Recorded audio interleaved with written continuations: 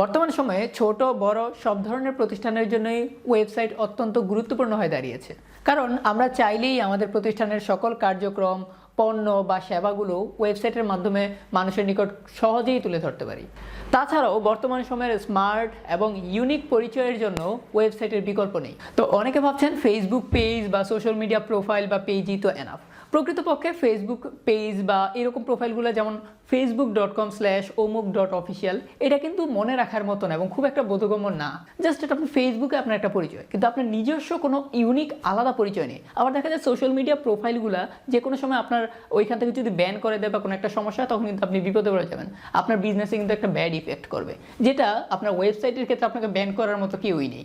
অপরদিকে একটি ওয়েবসাইট থাকলে আপনি চাইলে সেই ওয়েবসাইটের যে ডোমেইন আছে বা যে হোস্টিং সার্ভিস আছে এগুলোর সাথে একটা কম্বিনেশনের মাধ্যমে আপনি বিজনেস মেইল ব্যবহার করতে পারেন, যেটা আসলে খুবই স্মার্ট এবং প্রফেশনাল টাইপের। যেমন support@itbondhu.com, rakib@itbondhu.com। তো এইরকমভাবে দেখা যায় যত বড় বড় প্রতিষ্ঠান আছে বা যত স্মার্ট প্রতিষ্ঠান আছে তারা এই সার্ভিসগুলো ব্যবহার করে। তো এই জন্য বলা যায় যুগের সাথে তাল মিলিয়ে থাকতে গেলে বা প্রতিষ্ঠানকে স্মার্টভাবে রিপ্রেজেন্ট করার জন্য ওয়েবসাইটের বিকল্প নেই। কিন্তু আমরা অনেকেই এই ওয়েবসাইট বানাতে গিয়ে প্রতারণার শিকার হবার সম্ভাবনা অনেক, কারণ আমরা সবাই কম দামে চাই।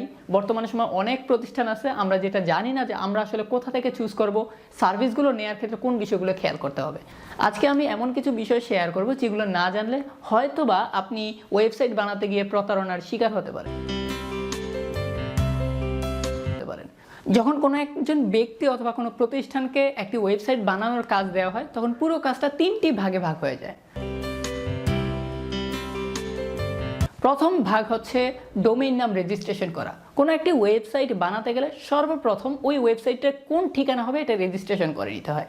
যেমন আমাদের আইটি বন্ধুর ওয়েবসাইট হচ্ছে itbondhu.com। তো itbondhu.comটা আমি ব্যবহার করতে হলে প্রথমে আমাকে itbondhu.com যে নামটা আছে, ডোমেইন নামটা, যে পরিচয়টা, এটা আমাকে রেজিস্ট্রেশন করতে হবে।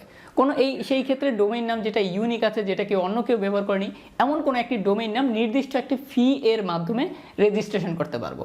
এই রেজিস্ট্রেশন ফিটা ডোমেইন নামের এক্সটেনশনের উপরে ডিপেন্ড করে। যেমন .com এর ক্ষেত্রে একরকম চার্জ, .net এর ক্ষেত্রে আরেক রকম। অর্থাৎ ডোমেইন নামের শেষে যে .com অথবা .xyz বা .info যেটাই থাকুক, সেটার উপরে রেজিস্ট্রেশন চার্জটা ডিপেন্ড করে। এবং এই ডোমেইন নামটা ব্যবহার চালিয়ে যেতে হলে বা মালিকানা ধরে রাখতে হলে প্রতি বছরে একটা রিনিউয়াল ফি দিতে হয়।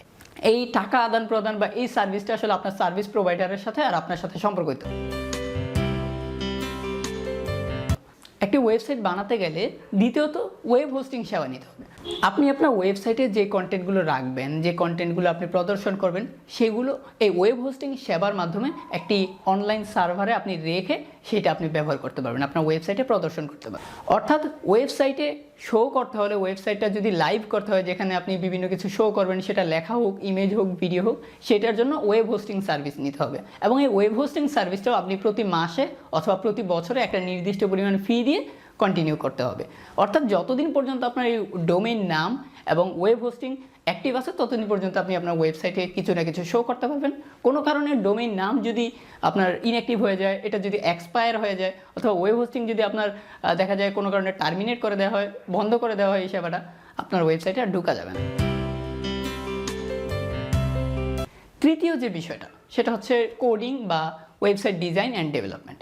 আপনার ওয়েবসাইটে কী কী কন্টেন্ট থাকবে, কেমনভাবে সাজানো হবে, ওয়েবসাইটে কী প্রসেসে, ওয়েবসাইটটা কী রকম দেখতে হবে, এইগুলো আসলে কোনো না কোনো একজন ওয়েব ডিজাইনার সে সাজিয়ে দিবে এবং ডেভেলপার সেটাকে আসলে ডেভেলপ করে দিবে। অর্থাৎ ওয়েব ডিজাইন অ্যান্ড ডেভেলপমেন্টের মধ্যে আপনার পুরো ওয়েবসাইটটা তৈরির কাজ হয়। তো এই তিনোটা বিষয়ই একটার সাথে আরেকটা সম্পর্কিত।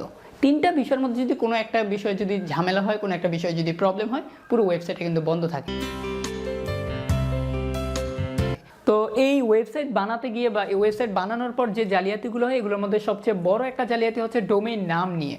আপনি যাদের কাছ থেকে ডোমেইন নাম এবং ওয়েব হোস্টিং সেবা যেটাই নেন না কেন, তাদের হাতে একটা পাওয়ার থেকে যায়। যেমন অনেক ক্ষেত্রেই আমি নিজেও দেখেছি, আমাদের কিছু ক্লায়েন্টও এই বিষয়গুলো অন্য প্রতিষ্ঠানের কাছ থেকে যখন সার্ভিস নিয়েছে এই বিষয়গুলো ফেস করেছে, যে যখন ডোমেইন নামটা রেজিস্ট্রেশন করা হয়, ওই প্রতিষ্ঠানগুলো আসলে পুরো ডোমেইনের অ্যাক্সেসটা দেয় না, তারা ব্যবহারের অ্যাক্সেস দেয়, কিন্তু মেইন মালিকানা যেই সার্ভিস প্রোভাইডারের কাছ থেকে নেওয়া হচ্ছে তারা নিজেদের হাতে রেখে দেয়।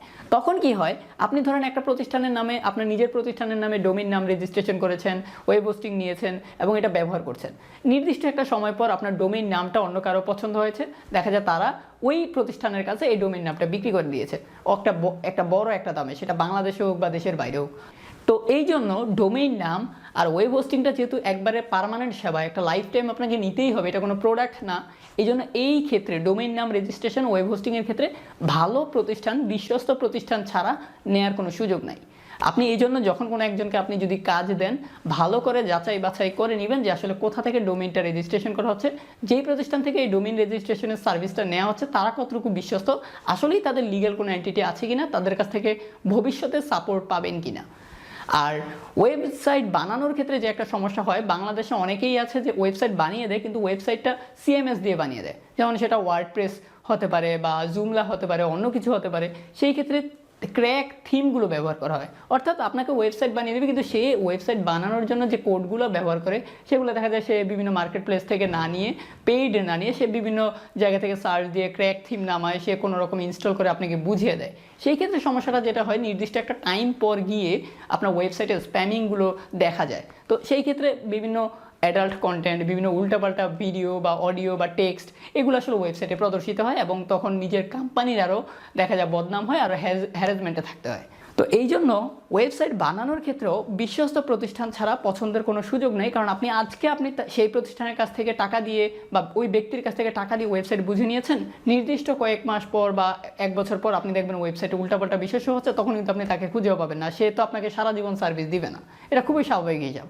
এই জন্য ডোমেইন নাম হোক, ওয়েব হোস্টিং হোক, আর যেটাই হোক, বিশ্বস্ত প্রতিষ্ঠান ছাড়া চয়েস করার কোনো সুযোগই নেই। আপনাকে যদি কেউ ফ্রিতেও দেয় যে আপনার ওয়েবসাইটটা আমি ফ্রি বানিয়ে দেবো, আপনার ডোমেইনটা আমি ফ্রি দিব, হোস্টিং ফ্রি দিব, তাও আপনি নেবেন না যদি সেই প্রতিষ্ঠানটা যথেষ্ট বিশ্বস্ত না হয়, ভরসার মতো না হয়। কারণ ডোমেইন নাম, ওয়েব হোস্টিং অথবা ওয়েবটা ডিজাইন করা, এগুলো সব একটা আমানতের উপরে ডিপেন্ডেন্ট।